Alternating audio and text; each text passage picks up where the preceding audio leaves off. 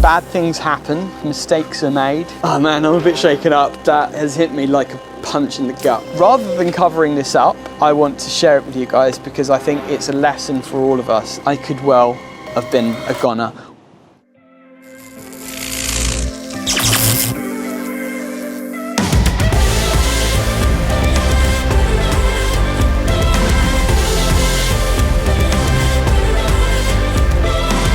Hello and welcome to this very exciting solar project that we've been working on. Behind me are 27 panels. And you might remember this place, we've been here before, Nimbus Hosting. They've already got solar and we've added another 27 panels, but we're back here today to do a bit more work and we thought we'd share this whole process with you.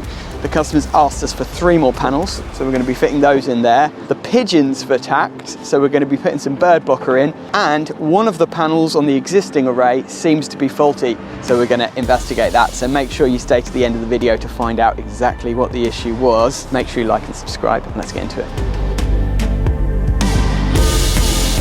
Hold it there. Come here. Don't move out, mate. We gotta go. I think they're already nesting under those panels, you know. Pigeons are a nightmare for solar. They can cause a lot of problems because they nest under the panels, bring loads of debris under there.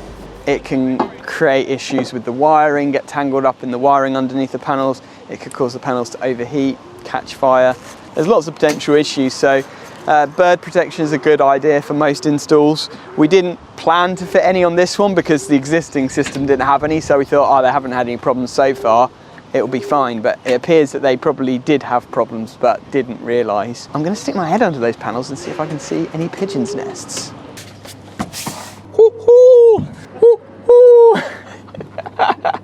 No, there's no nest. They're just sheltering under there. I think they'd probably they find it cozy under there. It's like a nice shelter from the wind. But with our panels, they're slightly higher off the roof, so there is more chance of them actually getting under and nesting there.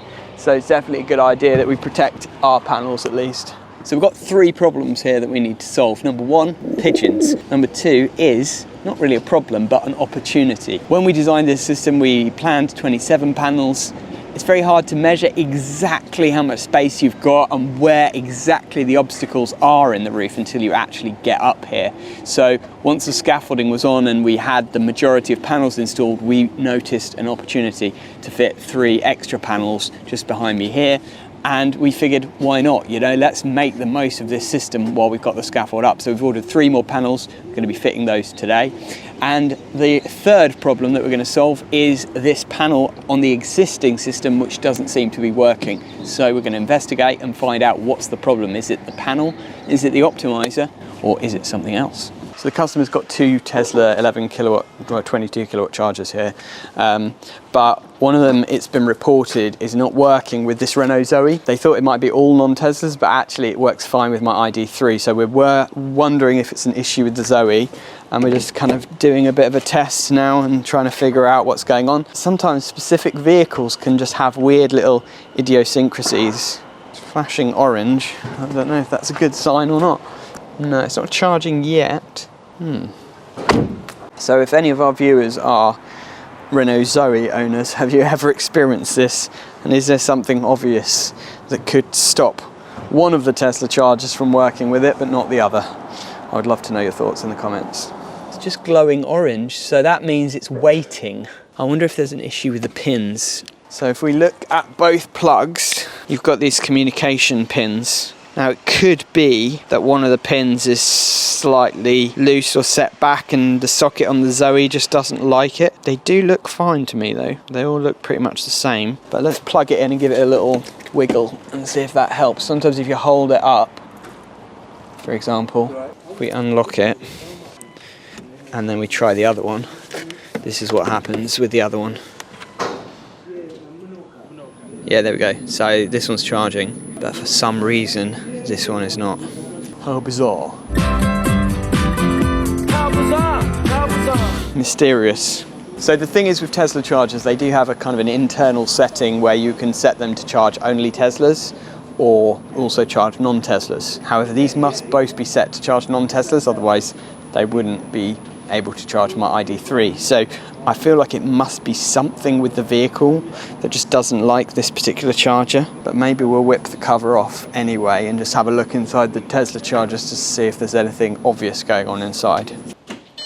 Unless there's something slightly different between these two chargers and it just... Okay, see, it's trying.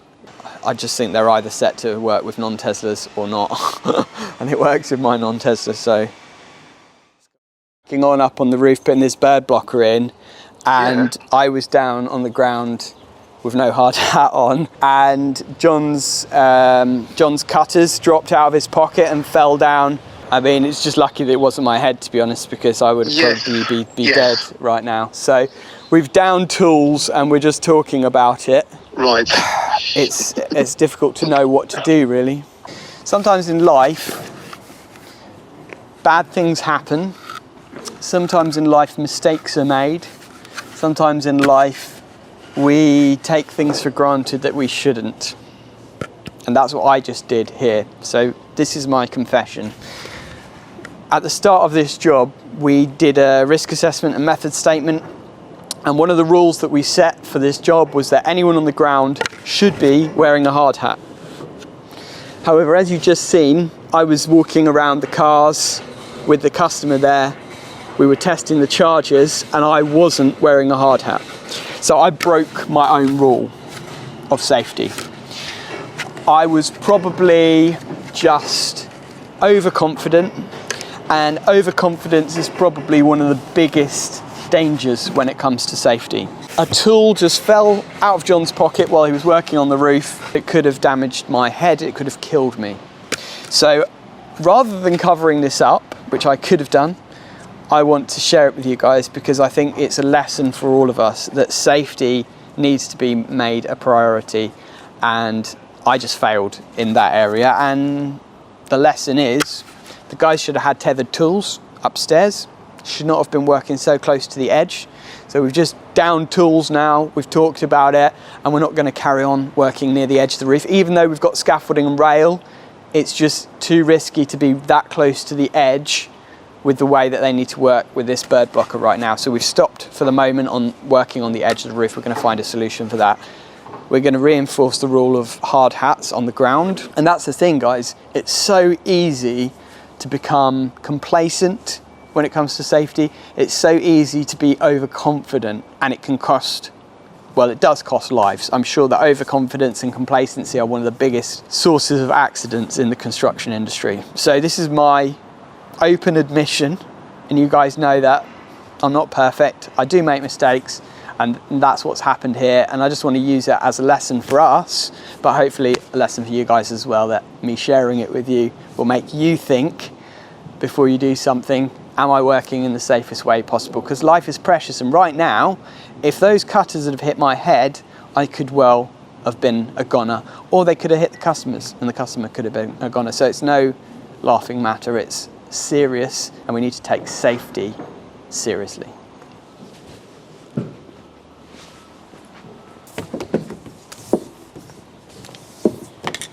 So now I'm in the plant room.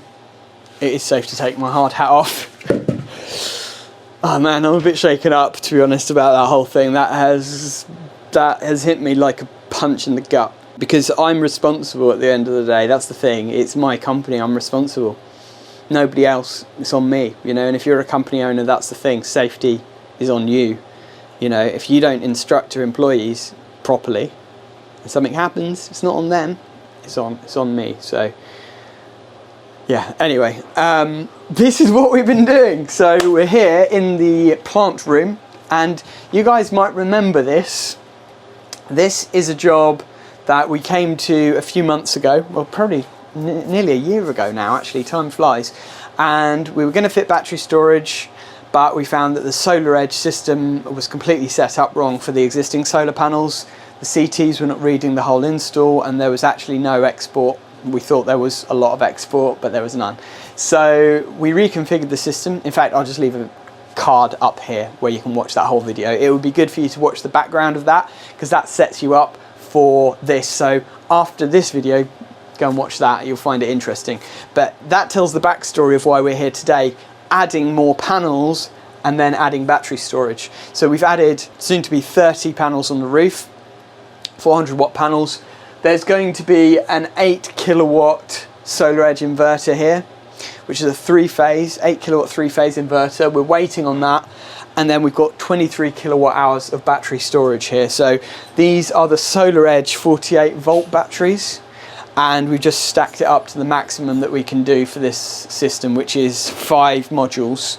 And they are around 4.8 kilowatt hour each. The DC surge protection is in, DC isolator, 3-phase generation meter, and the AC isolator. And it's all nicely laid out. The guys did a really good job. I can't remember why we didn't film it. I think Max was on holiday or something like that, so we've not filmed the full install, but we wanted to show you guys where we're up to with it and show you the kind of finishing touches. All of this is fed from a new circuit in the distribution board over here.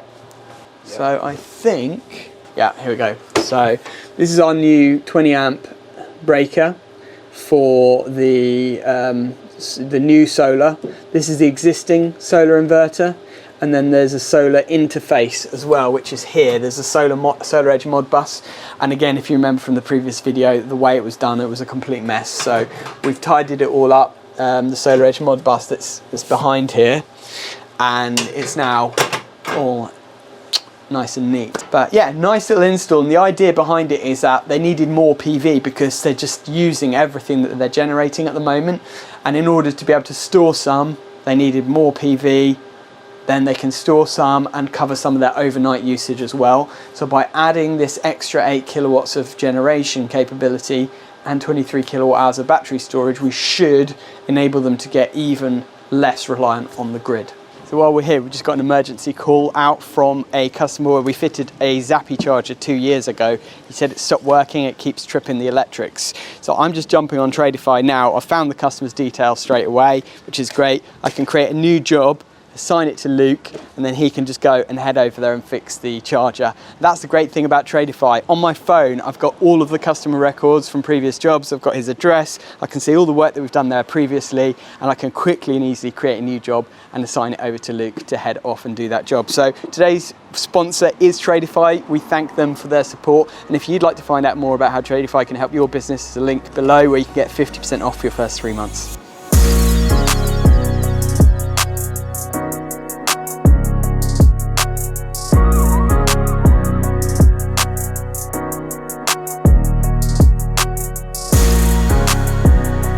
So this is the bird blocker that we're fitting.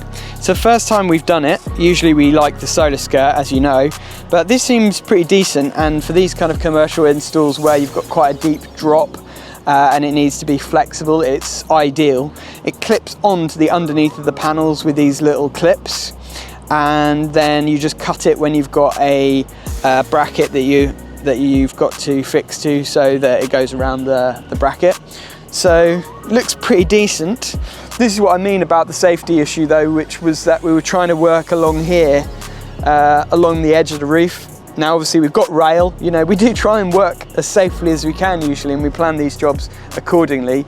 However, we never planned to put the bird blocker in. We only planned to be on here putting the panels in place.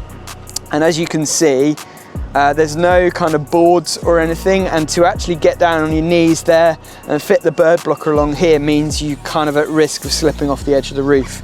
So rather than doing it ourselves, we've actually decided to get professionals in who are trained to work on roofs with lanyards and stuff like that, and they're going to come in and do that bit, so we don't have to do that. We're just going to do the bit that's up higher, safer. We avoid any unnecessary risk. So this is the way it works. It just fits under like that, and you've got these little clips here. So you clip those onto the bird blocker, and then that part clips underneath the edge of the panel so that it secures it to the panel. And they give you a little tool to use to actually do that as well. But it just clips under like that. That holds it to the edge of the panel. Get my finger trapped. And it just quite sort of neatly stops any pigeons from getting in underneath. Then when you're going around an end clamp or a bit of rail like this, all you do is cut there, cut a little piece out like that, and then it'll fit around that, and it maintains the protection all the way around the edge. And on the ends of the panels, because they're trinner panels, we've got these special clips. Because the trinner panels have only got a very thin bezel on the ends, there's a special clip that they provide to go on the ends of the trinner panels as well. So I'm just laying out the extra brackets for these new panels, and how we're going to do it is just in line with these existing ones. We just need to measure the width of the panel, 114 centimeters, 1140 mil wide. So if we basically measure from here, 1140, that takes us to about there. So if we make that in the middle, that gives us a little bit of wiggle room for the end clamps. That's about right. This one's easy enough to do because that sort of lines up. You can see that the line will follow, but I'll just double check the measurement on that. And in order to make them all uniform, what I'm going to do is just measure from the end of the panel 122, so basically 4 foot. We can just use the 4 foot mark. Go for old school 4 foot. 4 foot. This is the Unilight tape measure, and what I like about it is it's got a little magnet at the end there, so you can magnetize it to ferrous stuff. And it's just got a beautiful sound to it. If you want any discount on any Unilight stuff, there's a link below where you can get 25% off Unilight stuff using our special code.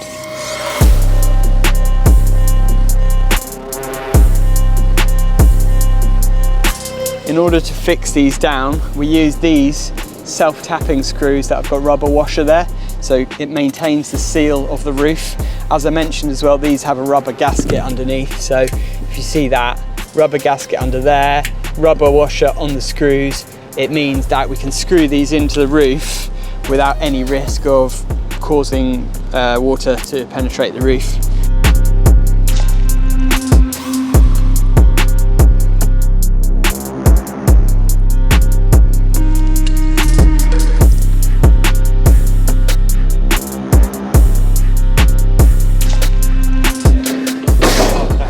Safety first.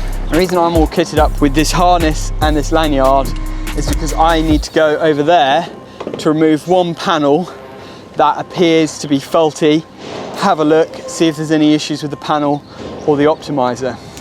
So in order to do it, I'm gonna clip myself in, and I'll only be able to work within the range of the lashing point. Let's get lashed. So for safety reasons, our cameraman is going to stay behind the bars.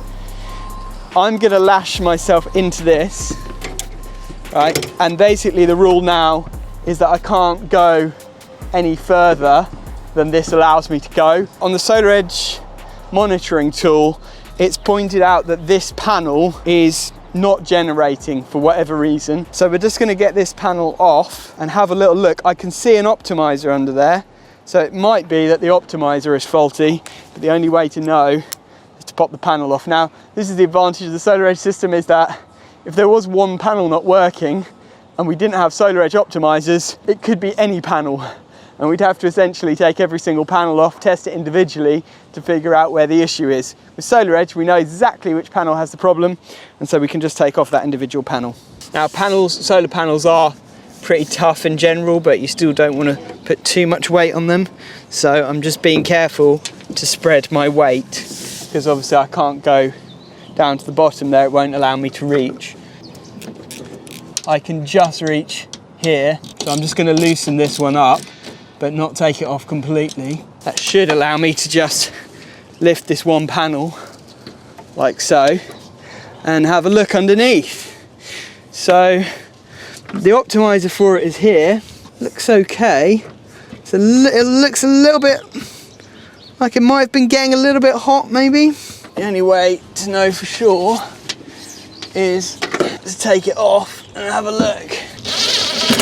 It's got kind of a hot line in the middle, but I think that's just probably because that's the gap in between the panels and the sun's been shining on it more. It's a P104 optimizer, so it's slightly different to the ones that we've been using. We've been using the S440s. These panels are Jinko 365s, and what I'll do is just take a picture of the serial number of the panel. I'll take a picture of the serial number of the optimizer as well. Just to be safe, all I'm going to do is swap out the optimizer. It seems like it started working again, so it's sort of intermittent, but we'll look back in the history on the Solar Edge app and see if we can get a better idea of what's going on in order to properly diagnose the problem.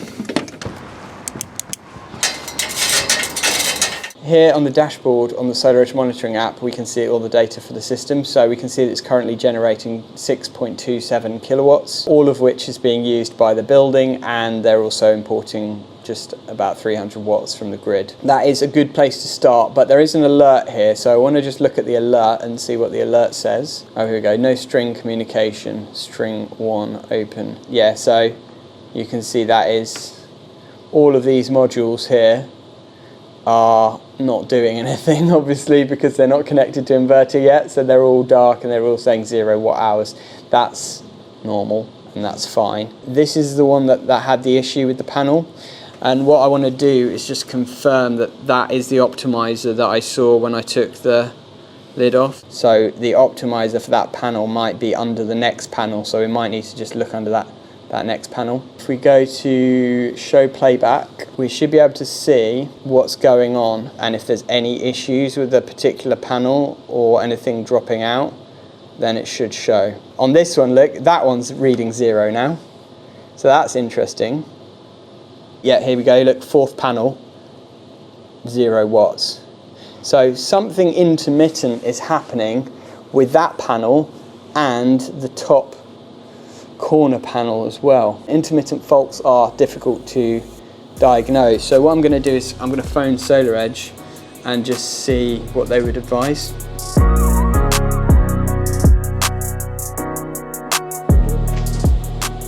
Oh, that's got to be for John. So before we start this game of table tennis, we need to do a risk assessment and method statement. What are the dangers of John battering me with a ping pong ball? Well, at least I think we can get away with no hard hats, as the ping pong ball is quite light. Oh, dang.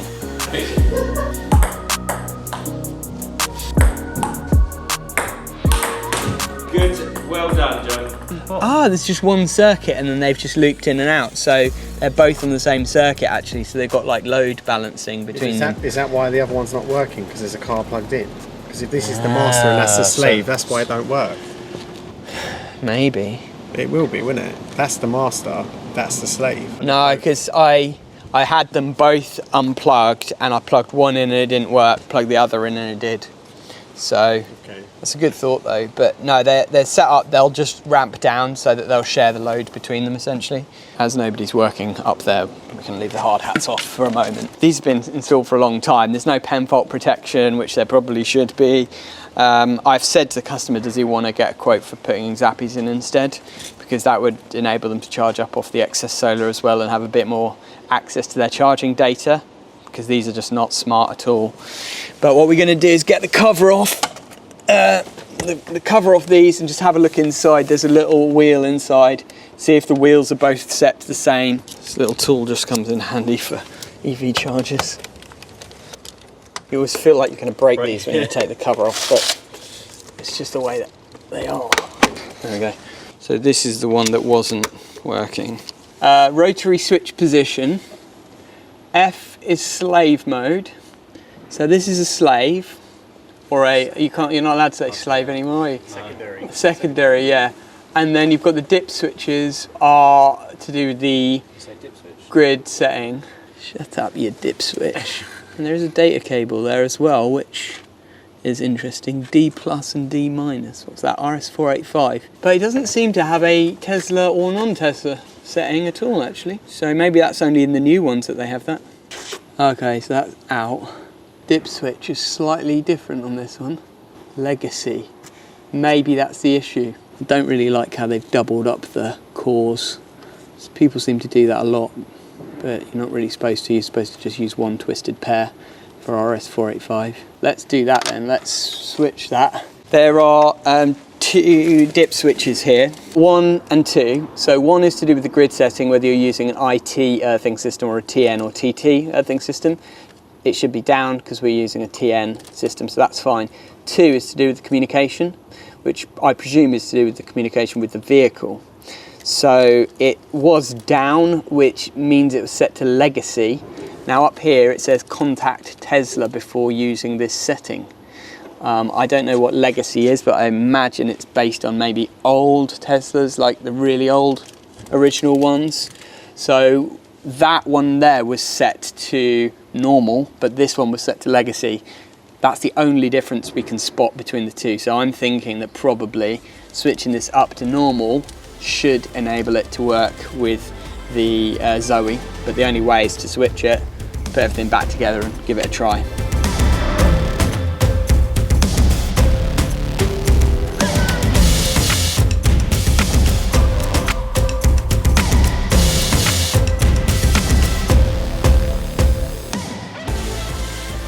No, still the same, so it must be something with the vehicle.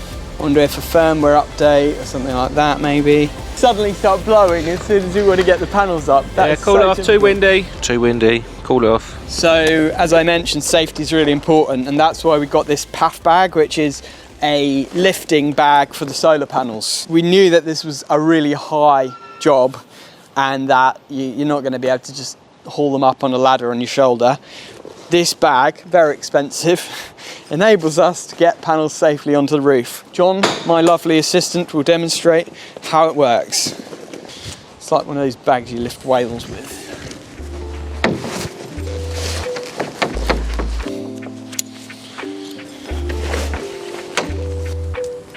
It's a bit windy though, careful. That's it, keep going, all the way. And that is how you safely lift a solar panel onto a roof.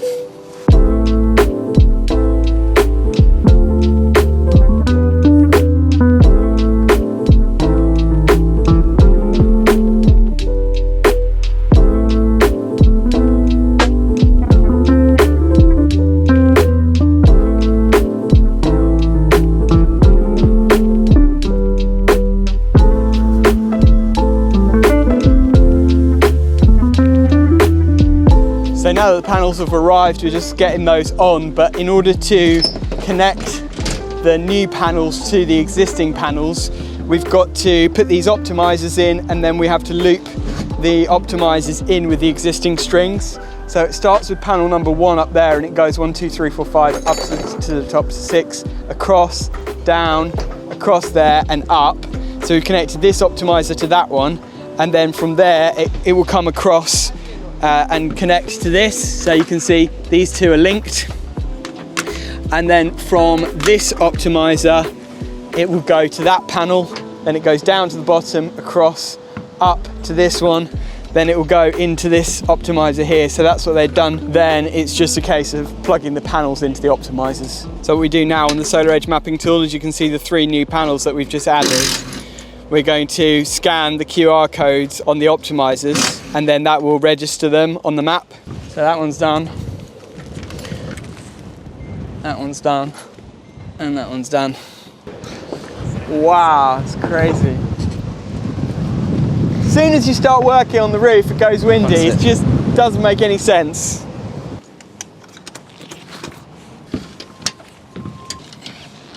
So I'm just getting this panel up because this is one of the panels that showed on Solar Edge monitoring that it had dropped out. It looks fine, and the optimizer looks fine as well. That's the weird thing, you know, there's no obvious signs of damage or anything. And I thought that maybe the optimizers had overheated or something like that, but we noticed that it was really at the start of the day that it didn't do anything. It wasn't like in the middle of the day when it would have been super hot. So that's kind of weird.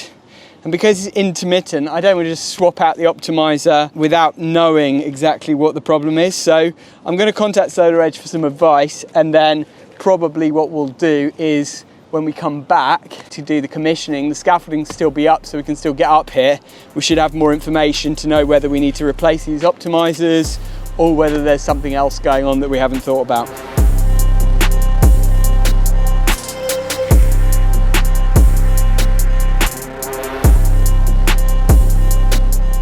So our 3 problems are solved. The bird blocker is in, the 3 extra panels have been installed, and we've done the investigation on those dodgy panels. We'll find out a bit more from Solar Edge what's going on when we hear back from them. And we've learned a hard lesson about health and safety, which is make sure you think and plan carefully before you do any kind of jobs like this. So I hope you've enjoyed today's video. I hope you appreciate my honesty and that I won't get too destroyed in the comments, but we appreciate you watching. Thank you, and we'll see you on the next one.